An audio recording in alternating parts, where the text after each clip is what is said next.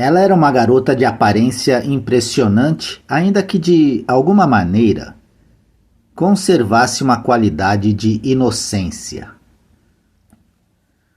Um belo cabelão caído descuidadamente além dos ombros.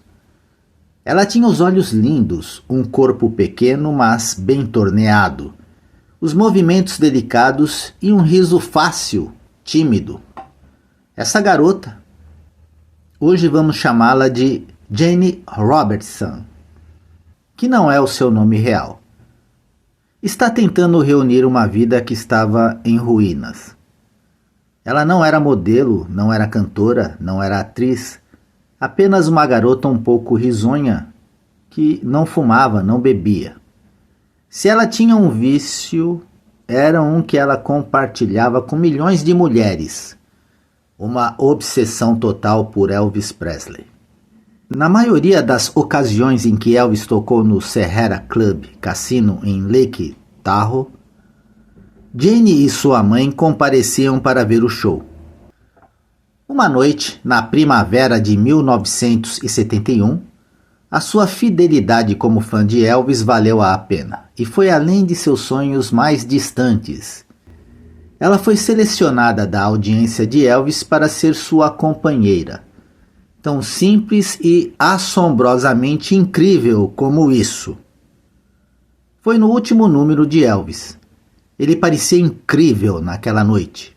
Um Adonis, 36 anos de idade, arrogantemente em pé no centro dos holofotes, orquestrando o público com uma pequena tremulação de seus dedos cheios de anéis. A sua boca soltava as palavras de forma sensual no seu número final. Na segunda fila da audiência, lotada, estava sentada Jane, totalmente hipnotizada, como sempre, quando Presley estava no palco. Quando Presley chegou à metade de seu número, ele puxou o lenço embebido no suor de seu pescoço, beijou-o e lançou-o para o público. As mulheres avançaram como invasores de Oakland Raiders, derrubando mesas ao som de taças de coquetel quebrando. Presley acrescentou ao pandemônio, voltando para a banda e pegando mais lenços. Ele os passava em sua testa, os beijava e os atirava para o público. A confusão que se seguiu foi incrível.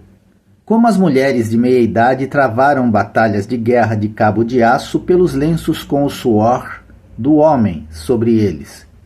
Jane ficou ali sentada na segunda fila, suspirando. Ela não conseguiu nenhum lenço naquela noite, mas ela conseguiu outra coisa. Alguns olhares de admiração de Elvis Presley. Toda vez que ele chegou à beira do palco, ele se virava e piscava para ela. Jane ficou espantada, mas ela não compreendeu muito isso. Por que ele se sentiria atraído por ela, com tantas mulheres? Quando o show acabou, Jane pensou que viu Elvis lhe acenando. Impossível. Jane transbordava de emoção. O show tinha acabado. Ele tinha sido fantástico. Agora uma noite de sono no carro, antes de começar a longa viagem de carro para casa. Elvis não era o único de olho nela naquela noite. Dos bastidores, ela recebeu alguns olhares de admiração de Sonny West, um homem que não reparava na beleza das mulheres num show de Elvis. Também junto a Sonny, nos bastidores, estava Esposito. Esposito e Dave Hebler eram dois dos poucos não sulistas na comitiva de Elvis. Esposito era um homem de raciocínio rápido, de Chicago, que tinha a reputação de ser capaz de fazer as coisas rapidamente, sem sobressaltos, com um gosto forte para roupas e uma paixão por diamantes que fez com que os rapazes de Memphis o chamassem de Diamond Joe, um apelido que Esposito parecia deleitar-se. Esposito tinha conhecido Elvis no exército e se ligou e desligou dele desde então. Ele tinha um olho afiado para algo que agradaria o seu chefe e, para o seu transtorno, foi o primeiro membro da companhia Presley a ser posto na folha de pagamentos. Ele era o ajudante de campo mais valorizado de Presley. O que Joe e Sunny viam em Jane Robertson era algo que seguramente agradaria o seu chefe. Ela simplesmente escoava beleza e sex appeal, inconscientemente. Nenhuma grama de maquiagem ou batom em seu rosto. Ela era realmente uma coisa. Como o show terminou com aplausos ensurdecedores e gritos histéricos, Sunny e Joe correram para o local onde Elvis deixaria o palco. Os três entraram no elevador que os levaria à suíte Master. Presley estava ensopado de suor e seu peito arfava. Ele tinha colocado cada grama de energia na apresentação. Bom show, disse Sunny. Você realmente os incendiou.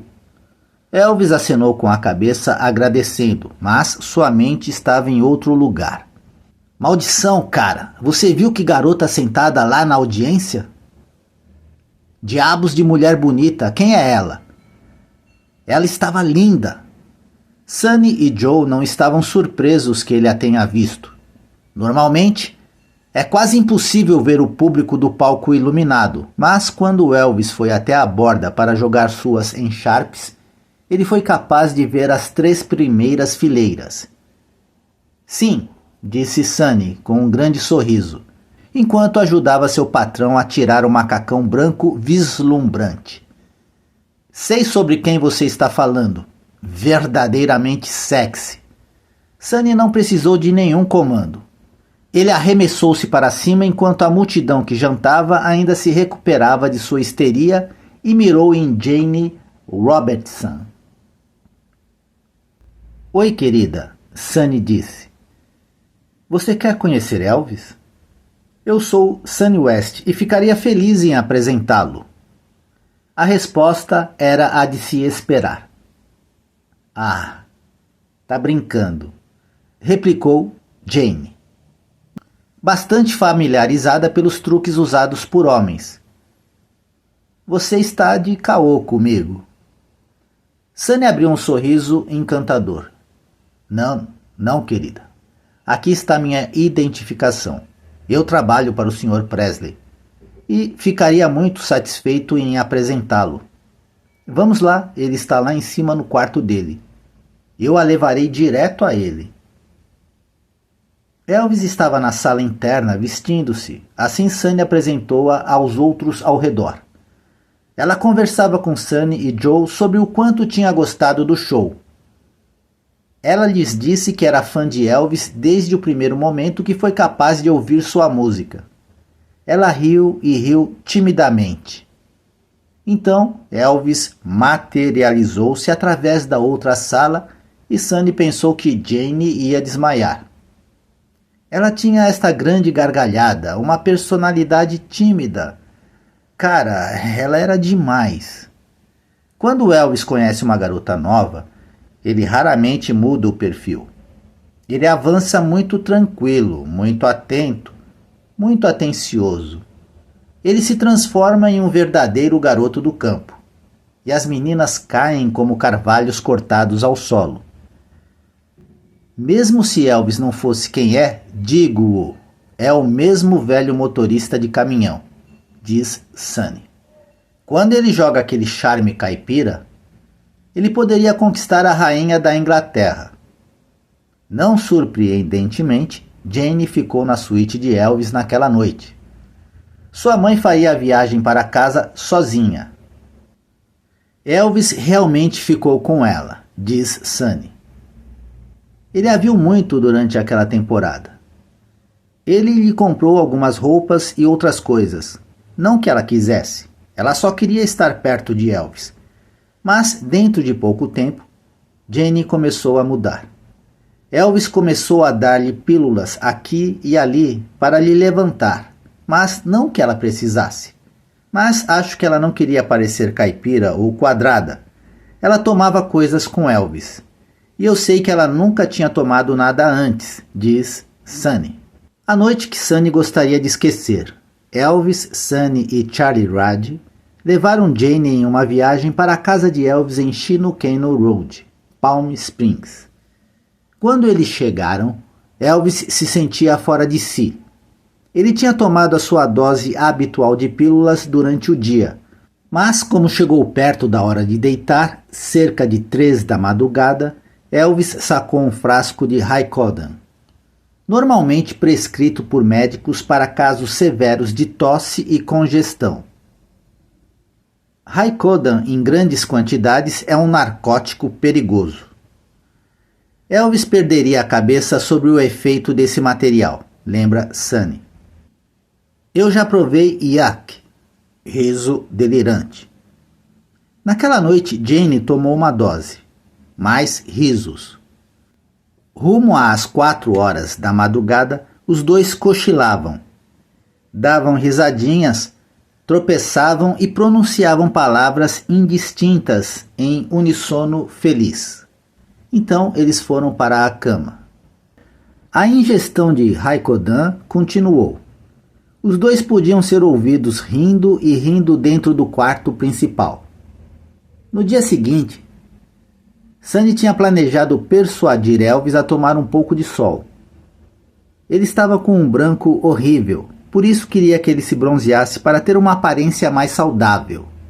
A comitiva acordou aproximadamente por volta das 11 da manhã. Sunny e Charlie liam os jornais, esperando seu chefe despertar da noitada. Meio-dia veio e meio-dia foi, lembra Sunny.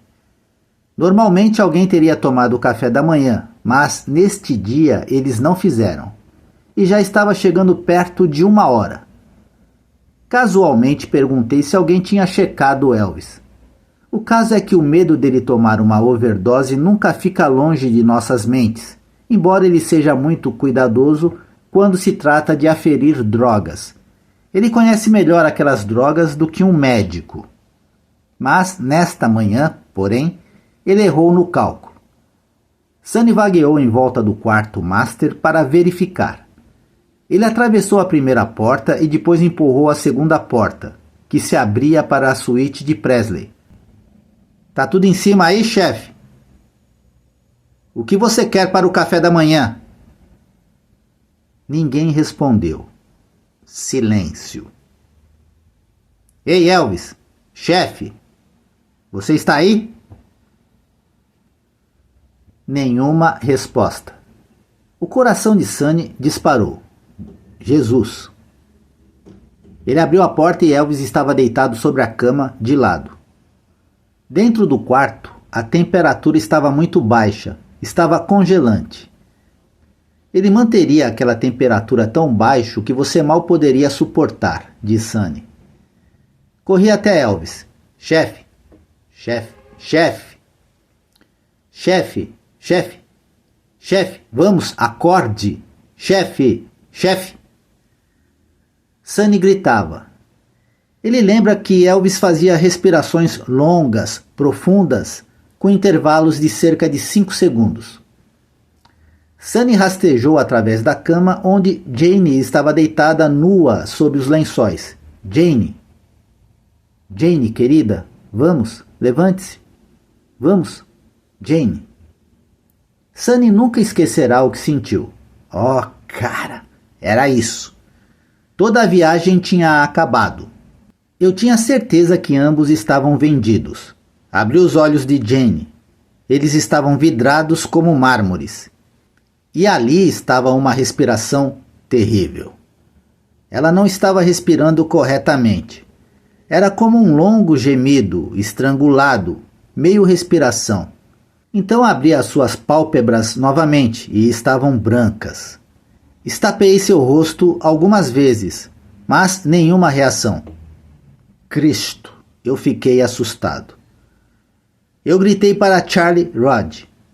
Charlie, é melhor chamar um médico rápido. Elvis e sua garota estão realmente maus. Dentro de minutos, um médico a quem chamaremos de X chegou à casa de Shinokano Road. Por agora, Elvis começava a se reanimar. O Dr. X pegou a menina e verificou seu pulso, sua respiração e seus olhos, e disse: Precisamos de uma ambulância aqui. Esta menina está morrendo. Não podemos perder um segundo sequer. Elvis ainda cambaleava como um marinheiro bêbado. Ele disse ao médico: Ora, vamos, doutor, ela vai ficar bem. Basta dar-lhe uma injeção de Ritalina. Estou dizendo, ela ficará bem. Sunny estava ficando irritado. Aqui eles tinham uma garota morrendo em suas mãos e Elvis estava dizendo ao médico o que fazer. Cara, eu estava quente. Eu poderia ter lhe dado um direto na cara. Aquele idiota tentando dizer ao médico o que fazer. O Dr. X estava, obviamente, preocupado. Elvis começou a discutir com ele. É apenas Raicodan demais e isso é tudo. Ela estava tomando a merda feito água. Basta dar-lhe uma injeção de Ritalina e ela ficará bem. O Dr. X interrompeu. Não, vamos colocá-la em uma ambulância direto para a emergência. Dentro de minutos, uma ambulância chegou à casa. Charlie Rod e Sunny seguiram a ambulância ao hospital. Eles bombearam o seu estômago, colocando-a na máquina e tudo, diz Sunny. Charlie Rod olhou-a e olhou de volta para Sunny e disse: Cara, parece que ela não vai resistir. Sunny olhou para o chão e por um momento pensou que fosse chorar.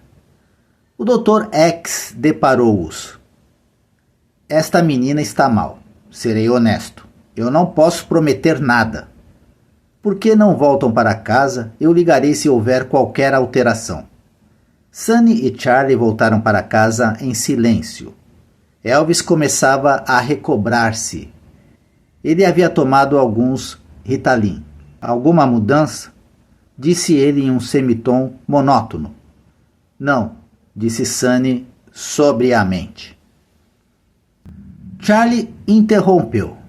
O médico disse que não sabe se ela sobreviverá. Elvis franziu a testa. Eu disse para a garota não tomar tanto. Ela foi abatida. Ele então entrou no quarto para fazer uma ligação importante. Sunny estava ficando irritado. Aqui esteve uma menina morrendo e em segundos Elvis estava dizendo que não tinha nada a ver com isso. Não importa como aconteceu, disse Sunny. Foi o seu frasco de drogas. A garota nunca tinha tocado em uma taça de champanhe e agora, por causa dele, ela estava lutando pela vida no hospital. E tudo o que ele pôde fazer foi dizer ao médico o que fazer e depois dizer que tudo foi culpa dela. Maldito! Ele é um filho da puta. Por volta das 7 naquela noite, Charlie Rog recebeu uma chamada do Dr. X. Ela está começando a reagir. Talvez ela fique bem. Não posso prometer nada, mas estamos fazendo o possível. Ele disse a Charlie. Por que não passam no hospital? Charlie e Sunny pularam no carro e estavam lá dentro de poucos minutos. Entramos na unidade de cuidados intensivos, lembra Sunny. Havia 4 ou 5 camas lá dentro. Jane era a única paciente. Ela parecia péssima. Seus olhos estavam fechados. Acho que ela vai ficar bem, o Dr. X disse. Parece que ela está reagindo. Ela vai viver. Sunny fica aterrorizado quando pensa no que aconteceu em seguida. Ele foi até ela e lhe tocou o braço. Jane. Ele murmurou baixinho. Ela abriu os olhos e de repente, lembra Sunny.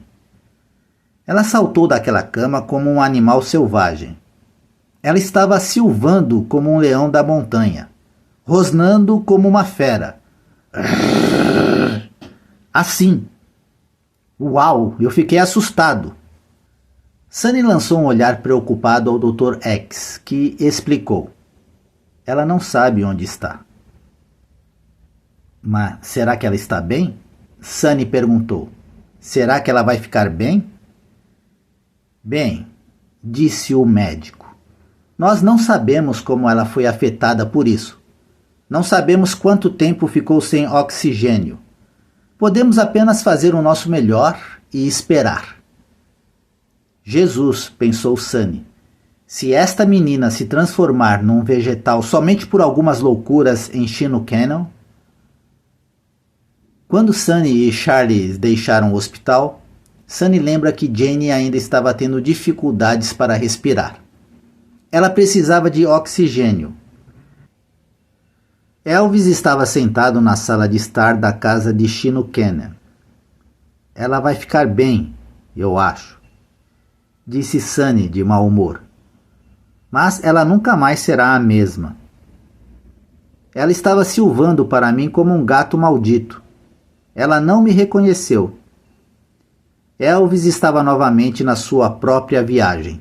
Tudo o que ele disse foi, cara. Sunny não se lembra dele fazer uma única chamada para Jane, visitá-la ou mesmo reconhecer sua existência por muito tempo. Outra pessoa o deixava preocupado. A pessoa para que Elvis fez o telefonema importante era o homem que muitas vezes ele procurava na hora do aperto. Elvis sempre se voltava para ele quando se envolvia em algo que não poderia segurar, lembra Sunny. A conta do hospital foi paga, ela foi levada de volta para casa, não houve um murmúrio sobre isso na imprensa. Mais tarde, alguém trouxe o fato que poderia haver uma ação movida pela garota ou a mãe. Joe Esposito foi instruído a lhe dar algum dinheiro. A mãe não aceitou. Eu acho que Joe acabou por lhes dar alguma coisa. Mas a garota e a mãe não queriam nada. Elas não iriam processá-lo ou algo parecido. Elas eram grandes pessoas. A questão era porque Elvis tinha esta imagem de ser tão antidrogas. A garota e a mãe não quiseram destruir aquela imagem. Aquela garota, Jane, amava Elvis, o homem. Você sabe, eu acredito que, mesmo que sua filha tivesse morrido, a mãe ainda teria mantido a boca fechada. Jane realmente foi chamada por Elvis depois, naquele ano. Ele conversou com ela brevemente e disse, de acordo com Sunny, querida, quando você estiver um pouco melhor, eu vou levá-la comigo na turnê. Mas Sunny relata, ela estava fora. Elvis não queria enfrentar a situação. Sunny viu Jane novamente. Ela e sua mãe tinham ido para Las Vegas para o show de Elvis.